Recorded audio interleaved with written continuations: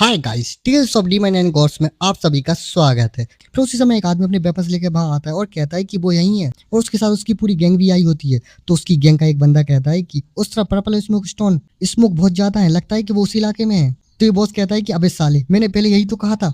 तो वो वही बंदा कहता है कि हाँ बिल्कुल बॉस। फिर उसकी गैंग का ये बंदा गुस्से में कहता है कि इस लड़के के पास स्पेस रिंग है, लगता है कि हमारी किस्मत खुद चलकर हमारे पास आई है। वहीं एक और दूसरा बंदा कहता है कि उस रिंग में जरूर बहुत कीमती सामान होगा, हम 3 येलो साइन और 5 व्हाइट साइन एक्सपर्ट्स हैं, हम उसे आराम से मार देंगे। और कहता है कि उसकी स्पेस रिंग हाथ लगते ही हम अमीर बन जाएंगे। और ये बंदा गुस्से में कहता है कि उसने 10 पर्पल स्मोक स्टोन के बदले एक बोरी चावल दे दिए, ये कितना बड़ा बेवकूफ है। और ये दूसरा बंदा खुश होकर कहता है कि बॉस सायोलिंग तो 5 स्टार येलो साइन एक्सपर्ट है, वो लड़का डीमन स्पेशलिस्ट हो सकता है लेकिन आज उसकी मौत तय है। फिर उनका बॉस कहता है कि उसका सारा सामान लूटने के बाद खाना लेकर हम लड़कियां भी खरीदेंगे और फिर मजे करेंगे ही। और अपने बंदों से कहता है कि उसे चारों तरफ से घेर लो। फिर नाइल उस पत्थर पे बैठा होता है और आंखें बंद करके अपने सराउंडिंग को महसूस करता है और महसूस करते हुए कहता है कि मेरी सोल फोर्स अब इतनी बढ़ने लगी है कि मैं अपने आसपास की हर चीज को महसूस कर सकता हूँ। मैं तो जिंदा जीवों के अंदर मौजूद स्पीड तक को महसूस कर पा रहा हूँ। और सोचता है कि ऐसा एक्सपीरियंस मुझे पहले कभी नहीं हुआ, मैं पहले ही अपनी पिछली लाइफ से बिल्कुल अलग रास्ते पर चल पड़ा हूँ। और फिर धीरे धीरे अपनी आंखें खोलते हुए कहता है कि और अब मैं उन अनचाहे मेहमानों को भी देख सकता हूँ।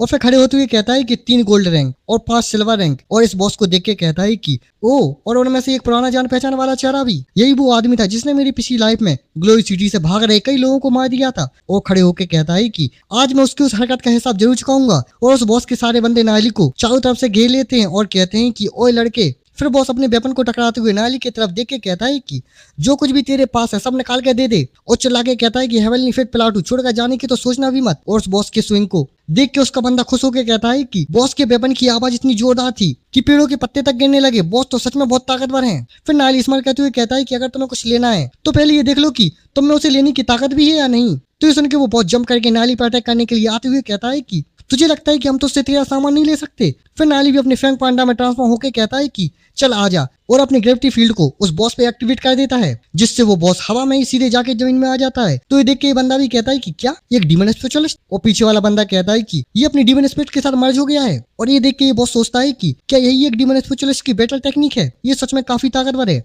और फिर से अपनी पावर को बढ़ा के अपने वेपन से अटैक करते हुए कहता है कि तू एक डीमन स्पेशलिस्ट है तो क्या होगा, फिर भी आज तू मरेगा। तो नाली भी उसके अटैक को रोकने के लिए उसके वेपन में हाथ मारता है तो उसका वेपन भी दूर फेंक जाता है। तो ये देख के ये लोग भी हैरान हो जाते हैं। तो वो बॉस भी ये देख के हैरान होकर नाली को देखता है और पीछे उसका वेपन जाके जमीन में गिरता है। फिर हैरान होकर अपने हाथ को देख के सोचता है कि मैं हार रहा हूँ, ये कैसे हो सकता है। और ये देख के उसके बंदे कहते हैं कि बॉस की आयरन मैक वो हवा में उड़ गई। और दूसरा बंदा कहता है कि क्या डीमन स्पिरिचुअलिस्ट इतने ताकतवर होते हैं। और अपने बाकी लोगों से कहता है कि सब लोग एक साथ अटैक करो। और सब मिलकर नाली पे अटैक करते हुए कहते हैं कि सब लोग मिलकर अटैक करो। और नाली कहता है कि अभी अभी मेरा एक लेवल बढ़ा है तो ये अच्छा मौका है, मैं थोड़ा अपनी नई पावर टेस्ट कर लूं। फिर नाली उस बंदे का अटैक डॉज करके उसके पीछे आके उसमें एक मुक्का दे मारता है और पीछे एक दूसरे बंदे में एक किक मार देता है और बाकी 2 बंदों को अपने दोनों मुक्कों से उड़ा देता है। तो अपने बंदों की कुटाई देख के वो बॉस गुस्से में कहता है कि उसके सीधे सामने से अटैक मत करो, उसके पैरों पर अटैक करो जैसे हम डीमन बीस्ट का शिकार करते हैं। तो ये बंदा हंसते हुए अटैक करते हुए कहता है कि समझ गया बॉस। तो इतना ही कह पाता है कि नाली अपना घुटना उसके मुंह में दे मारता है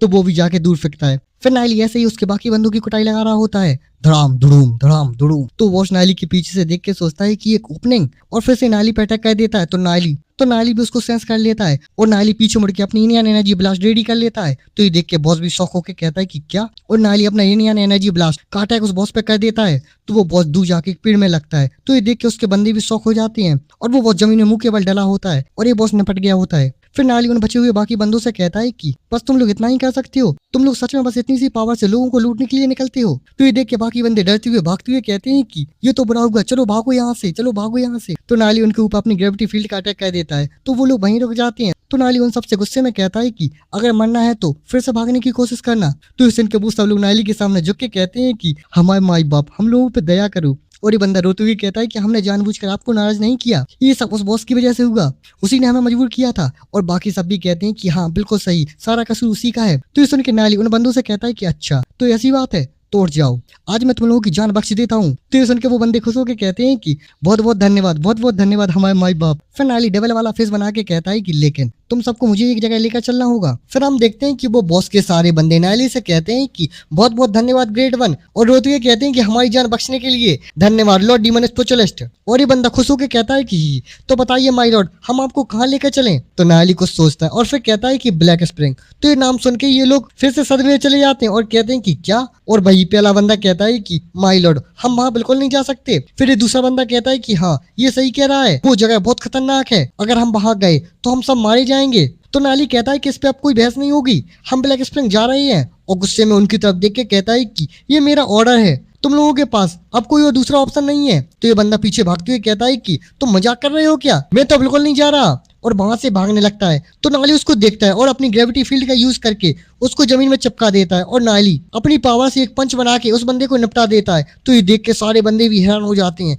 और फिर नाली उस बंदे को निपटाने के बाद इन लोगों की तरफ देख के कहता है कि अब बताओ तुम लोग क्या करोगे। और ये सारे बंदे डरते हुए नाली की तरफ देखते हैं, और फिर सारे बंदे नाली के सामने जमीन पे झुक के कहते हैं कि हम तो लोग आपके साथ चलेंगे। फिर कुछ देर बाद ये दो बंदे आपस में बातें करते हैं कि अब तो हमारा मरना तय है। तो दूसरा कहता है कि कम से कम देर से मरना जल्दी मरने से बेहतर है। और वो लोग जा रहे होते हैं और नाली उनके पीछे जा रहा होता है, और वो लोग बातें कर रहे होते हैं कि बस चलते रहो वरना माय लॉर्ड गुस्सा हो जाएंगे। तो दूसरा कहता है कि प्लीज गुस्सा मत होना। फिर वो सब लोग एक जगह दो रास्तों को देख के रुक जाते हैं। फिर ये बंदे इन रास्तों के साइन बोर्ड को देखते हैं, फिर कुछ प्लान सोचते हैं, फिर दूसरी तरफ चलने लगते हैं। तो ये देख के नाली कहता है कि रुको, तुम लोग कहाँ जा रहे हो। और गुस्से में देख के कहता है कि तुम लोग मुझसे सीधा बोल दो कि तुम्हें मरना है। तो वो सारे बंदे फिर से नाली के सामने झुक के माफी मांगने लगते हैं और कहते हैं कि हमसे गलती हो गई माय लॉर्ड, माफ कर दीजिए माय लॉर्ड, माफ कर दीजिए माय लॉर्ड। और ये बंदा रोते हुए कहता है कि माय लॉर्ड को तो ब्लैक स्प्रिंग का रास्ता पहले से पता है, तो फिर हमें साथ ले जाने का क्या मतलब था। तो नाली गुस्से में कहता है कि मैंने तुम्हें रास्ता दिखाने को कहा था, बकवास करने को नहीं। और कहता है कि जल्दी चलो। फिर हमारा सीन बॉस की तरफ जाता है, जहाँ उस बॉस की बॉडी डली होती है,